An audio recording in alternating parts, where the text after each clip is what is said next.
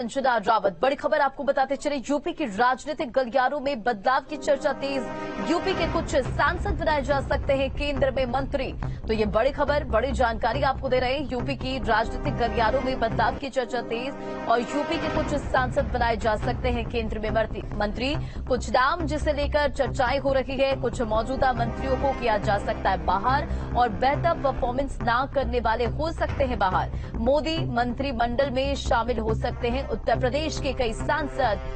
ब्राह्मण, ओबीसी और दलित कोटे के एक एक मंत्री संभव है। रेखा वर्मा, जयप्रकाश रावत और विनोद सोनकर के नाम की चर्चा हो रही है। तो साथ ही हरीश द्विवेदी, लक्ष्मीकांत वाजपेयी, सुरेंद्र नागर और बृजलाल के नाम पर भी चर्चाएं तेज है। तो मोदी कैबिनेट में बदलाव के संकेत और उत्तर प्रदेश के कई नेता मंत्रिमंडल में शामिल हो सकते हैं। कुछ नाम हैं जिनकी चर्चाएं तेज हो रही है। मिशन 2024 को लेकर बीजेपी का बड़ा दाव और बीजेपी लगातार 2024 के मद्देनजर एक्शन मोड में है। और ये बड़ी जानकारी अभी सामने आ रही है। बृजलाल दिल्ली के लिए रवाना हो चुके हैं। ये तमाम वो नाम हैं जिनकी चर्चाएं तेज हो रही है। मंत्री मंडल में शामिल हो सकते हैं उत्तर प्रदेश के कई सांसद। ब्राह्मण, ओबीसी और दलित कोटे से एक एक मंत्री संभव है। रेखा वर्मा, जयप्रकाश रावत, विनोद सोनकर के नाम की चर्चा हो रही है। तो साथ ही हरीश द्विवेदी, लक्ष्मीकांत वाजपेयी, सुरेंद्र नागर और बृजलाल के नाम पर चर्चा हो रही है। बड़ी जानकारी सामने आ रही है कि बृजलाल दिल्ली के लिए रवाना हो गए हैं। तो बड़ी खबर, बड़ी जानकारी इस वक्त की आपको बता रहे हैं। मिशन 2024 के मद्देनजर भारतीय जनता पार्टी लगातार एक्शन मोड में है। पूरी तरह से बीजेपी एक्शन में है। मोदी कैबिनेट में यूपी के नए चेहरों की एंट्री हो सकती है। यूपी की राजनीतिक गलियारों से ये बड़ी खबर, बदलाव की चर्चा तेज है। संवाददाता अविनाश हमारे साथ जुड़ के सीधा उनका रुख करते हैं। अविनाश, ये बड़ी जानकारी 2024 के मद्देनजर बीजेपी का ये बड़ा दाव, किन नामों की चर्चा हो रही है और क्या कुछ अपडेट है?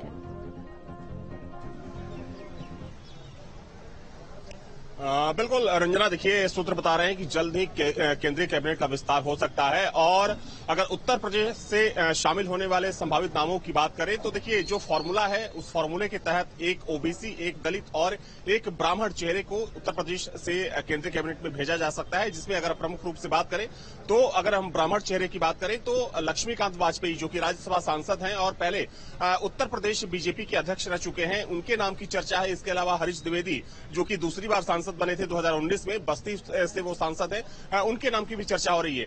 वहीं अगर हम दलित चेहरे की बात करें तो बृजलाल, जो कि मौजूदा समय में राज्यसभा सांसद हैं और उत्तर प्रदेश के पूर्व डीजीपी रह चुके हैं, उनके नाम की भी प्रबल संभावना है कि अगर केंद्रीय कैबिनेट का विस्तार किया जाता है तो उसमें पूर्व डीजीपी और राज्यसभा सांसद बृजलाल को भी शामिल किया जा सकता है। और चूंकि अब से थोड़ी देर पहले बृजलाल दिल्ली के लिए भी रवाना हुए हैं, माना जा रहा है कि वहां पर जो आला कमान है उनसे बृजलाल की मुलाकात भी हो सकती है। वहीं अगर दूसरे नेताओं की बात करें तो सुरेंद्र नागर, जो कि नोएडा से आते हैं और राज्यसभा के सांसद हैं, हालांकि पहले समाजवादी पार्टी में थे, उनके नाम को लेकर भी चर्चा हो रही है। वहीं अगर हम दलित चेहरे की बात करें तो रेखा वर्मा, इसके अलावा जयप्रकाश रावत के नाम की चर्चा हो रही है। तो ये संभावित नाम है। और देखिए एक बात तो बिल्कुल तय है कि केंद्रीय कैबिनेट में जो लोग यूपी से शामिल होंगे उनको चूंकि जो पूरा फॉर्मूला है दलित, पिछड़ा और ब्राह्मण को लेकर, तो इस कास्ट कॉम्बिनेशन को ध्यान में रखते हुए ही इन चेहरों को केंद्रीय कैबिनेट में शामिल कराया जाएगा। और देखा जाए तो चूंकि 2024 में चुनाव होना है और यूपी बीजेपी के लिए सबसे महत्वपूर्ण राज्य है, क्योंकि चाहे 14 की बात करें या फिर 19 की बात करें तो दोनों ही चुनावों में भारतीय जनता पार्टी का जो प्रदर्शन था यूपी में वो काफी बेहतर था। और चूंकि बीजेपी 80 सीटों का लक्ष्य लेकर चल रही है तो तमाम तरह के जो समीकरण है उसको साधने की भी कोशिश की जाएगी। और वैसे में अगर कैबिनेट का विस्तार किया जाता है तो उसमें उत्तर प्रदेश की जो भागीदारी होगी वो एक बड़ी भागीदारी होगी। और उसमें सबसे खास बात यह होगी कि जो जातिगत समीकरण है उसको ध्यान में रखते हुए ही यूपी के नेताओं को केंद्रीय कैबिनेट में जगह दी जाएगी। यानी कि अविनाश, देखिए 2024 के मद्देनजर बीजेपी का ये बड़ा दाव है। ब्राह्मण, ओबीसी और दलित कोटे के एक एक मंत्री को शामिल करने की बात कही जा रही है। यानी क्या समीकरण सेट करने की कोशिश की जा रही है? क्या बीजेपी को ये लगता है कि उत्तर प्रदेश में जो ओबीसी है यानी कि पिछड़ा है और दलित है, उसकी वजह से वोट बैंक में कहीं ना कहीं खेल बिगड़ जाता है? देखिए रंजना, अगर उत्तर प्रदेश की बात करें तो ना सिर्फ भारतीय जनता पार्टी बल्कि सभी पार्टियों का इस वक्त जो फोकस है वो ओबीसी वोटर पर है। और इसकी एक प्रमुख वजह यह है कि अगर हम पूरे प्रदेश की बात करें तो तकरीबन 50 से 52% जो मतदाता हैं पूरे प्रदेश में वो ओबीसी वर्ग से आते हैं। दलित मतदाताओं की जो तादाद है वो भी 20 से 22% के आसपास है। और अगर हम ब्राह्मण समीकरण की बात करें तो चूंकि हालांकि योगी कैबिनेट में ब्राह्मणों की भागीदारी ठीक ठाक है, लेकिन एक ब्राह्मण चेहरे को बीजेपी केंद्रीय कैबिनेट में भेज सकती है और इस बात की प्रबल संभावना है।